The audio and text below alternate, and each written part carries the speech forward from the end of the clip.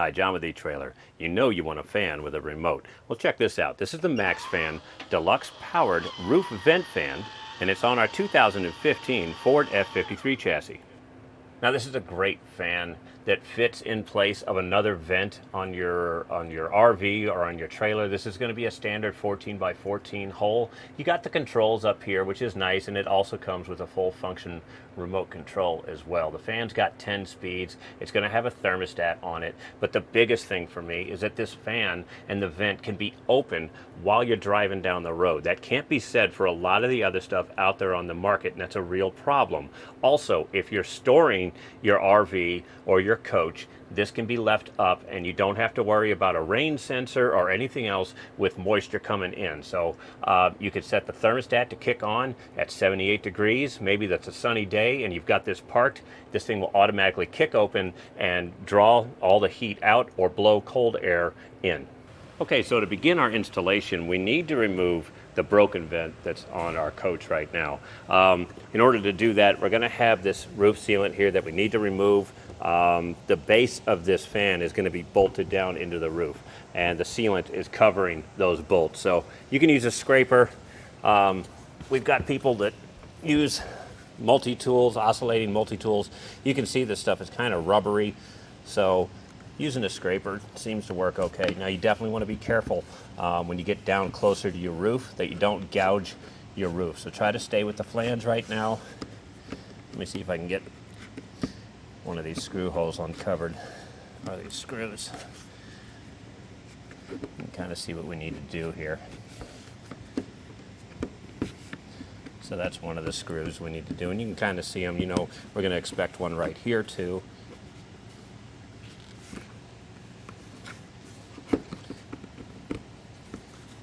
So here's another one. And so just kind of work your way around the fan shroud, uncovering those, and then we're going to pull these screws out. And while you're doing that, just kind of work the sealant loose around the flange so that it'll come up. So once you can identify the fastener that they use, in our case, it's a Phillips head screw, you can work your way around. And really, if you know where they are, you don't have to get them completely cleared off. This stuff is pretty flexible, and the bits end up grabbing anyway. So just work your way around, get all the screws out. Now inside the coach here, we're going to remove the inner bezel. It looks like we've got 4 Phillips head screws.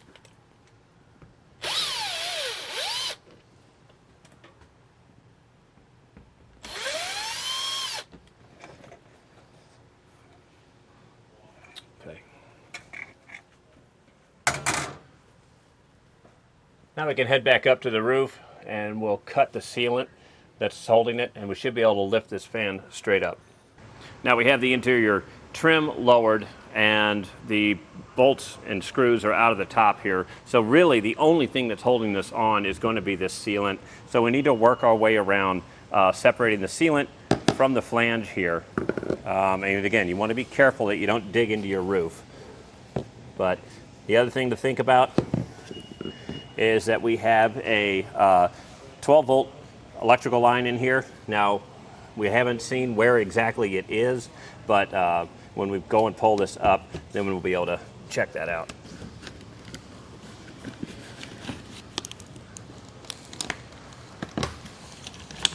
Okay. All right.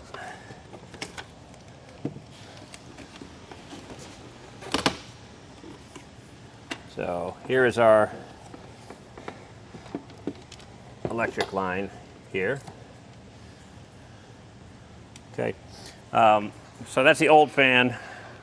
We're going to cut the wires, but the other thing we need to do for sure is we want to clean up all of the old sealant and caulk and everything else they have around this, so it can be a nice clean prep surface for the new fan.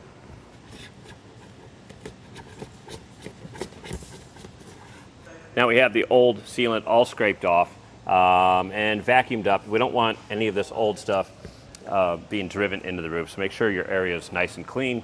First thing we're going to do is we'll disconnect the fan And your kit will come with the sheet metal screws and these wood screws and these electrical connectors to hook up the new fan. So right now I'm going to get the connectors at least on the RV side to keep us from popping a fuse. When you do this, make sure you match up the wiring the same as it was when you go to reconnect it. That's why I left a little bit of wire on the fan itself. It just makes it a little bit easier later on that you know how it was connected to begin with.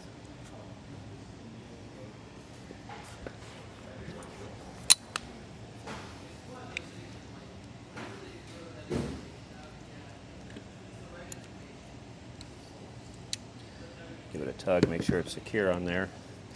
We'll get the other one on.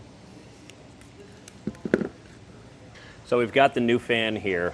We left the inside piece down below for right now. So you're gonna have this outer bezel here, and the ridge side is the side that goes down. And the other important thing you wanna watch is that the screw holes go on the side of the coach. So it'll fit in here just like this. Now, as far as sealing this against the roof, this kit doesn't have everything you need. So what we like to use is butyl tape. We're going to apply that to the underside of this. You can use silicone too. Butyl tape's pretty good stuff because when you drive the screws through, it's going to bring some of this butyl tape into the hole as well, so it makes the holes waterproof as well. So I do like that for the bottom side. And then for the top side, there's self-leveling sealant. And the same stuff that we scraped off on the old one, that's what this stuff is. So once we get this butyl tape down and screwed down, then we come back on top of it and do all of the bolt holes just like they did before in the edges of this.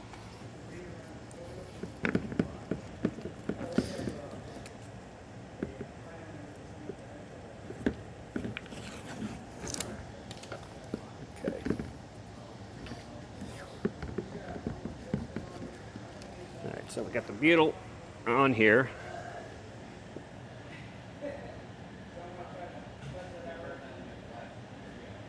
We'll get this centered on the hole.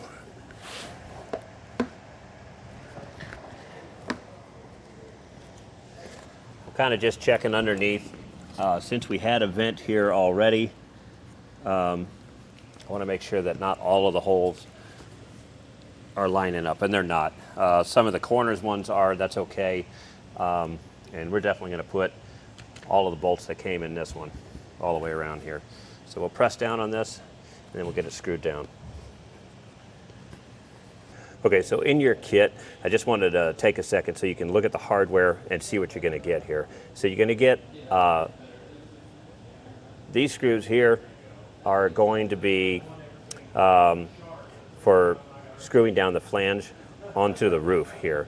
The 4 painted flathead screws are going to be for the interior trim. And then you've got 4 3/4 inch stainless steel screws. Now these are going to attach at the sides of the fan. These are actually going to hold the fan on right here. So just so you know what we're dealing with here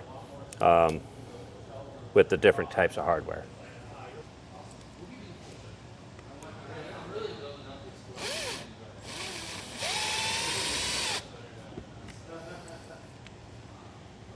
Now once we have all the screws in, we can apply the self-leveling sealant. And it's not too much to this really. I like to go around, cover the screw holes, and then come back and fill in the gaps. And this is one of those things where you really do just want to end up using the entire tube. You don't want any leaks, and this is something that goes down the road 60, 70 miles an hour, so water is going to get driven into this. So just take your time, make sure you cover everything, there's no air bubbles. Okay, so we've got all of our sealant on here, much like icing a cake. We just use the whole tube and get that all around. Next thing we're going to do is we're going to set the new fan on the base here. Now you need to manually open this. It's going to kick this open so that we can reach the screw holes in the side over here. Now, we get bonus points if we don't get any of this fresh sealant on the new unit.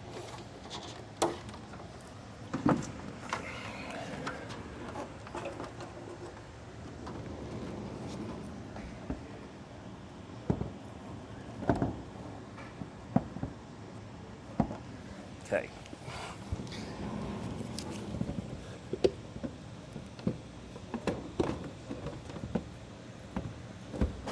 So it will sit down on there, and then we're going to use the 4 stainless steel screws and 2 per side, and we'll get those screwed in. So you've got this little lip here. If you need to push down to get these things to line up, it's sticking up just a little bit, but you really can't push on the lid itself. I found the best thing to do is you can angle the screw in there and it'll grab that metal collar in there.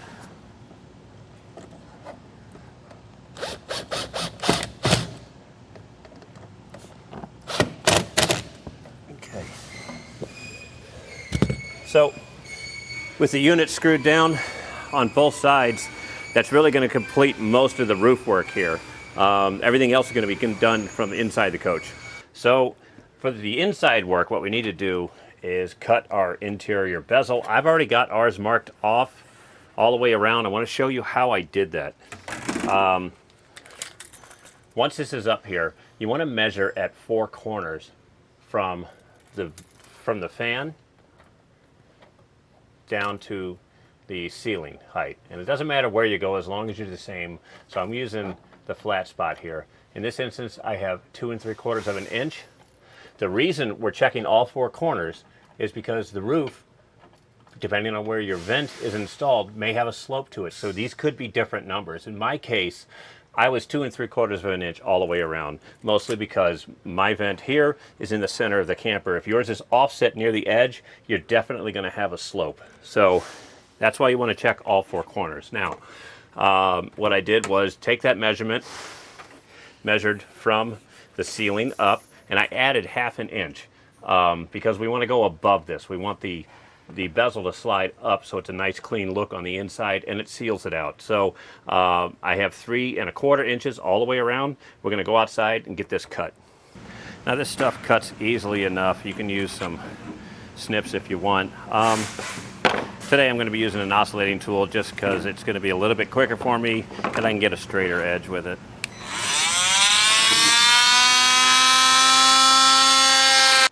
Alright, so I went ahead and test fit this and it's going to fit great. Of course, before we screw this down, we're going to have to wire up the fan.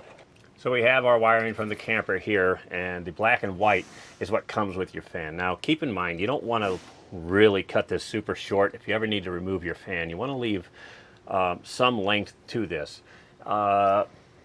Most of the campers, like this one here, we got a little bit of a recess on the inside of here that we can shove wires back into. You know, check with your camper and make sure, but this one here looks like we'll be able to shove quite a bit of the wire back there. So I've already got quite a bit in there. I'm going to cut this about here, and we'll get the connectors crimped on here and get this wired up.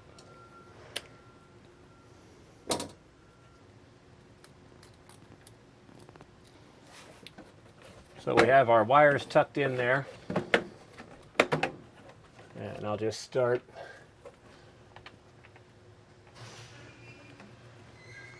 with the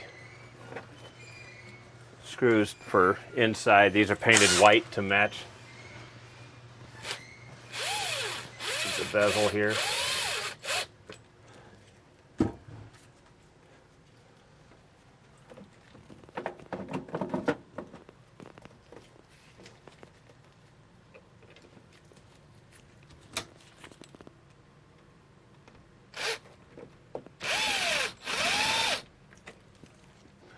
And with the corners secured here, we can test the power button here and make sure everything's operating correctly. And it is. So that's great. So that'll complete our look at some of the functions and the installation of the MaxxFan Deluxe RV ventilation fan on our 2015 Ford F-53 chassis.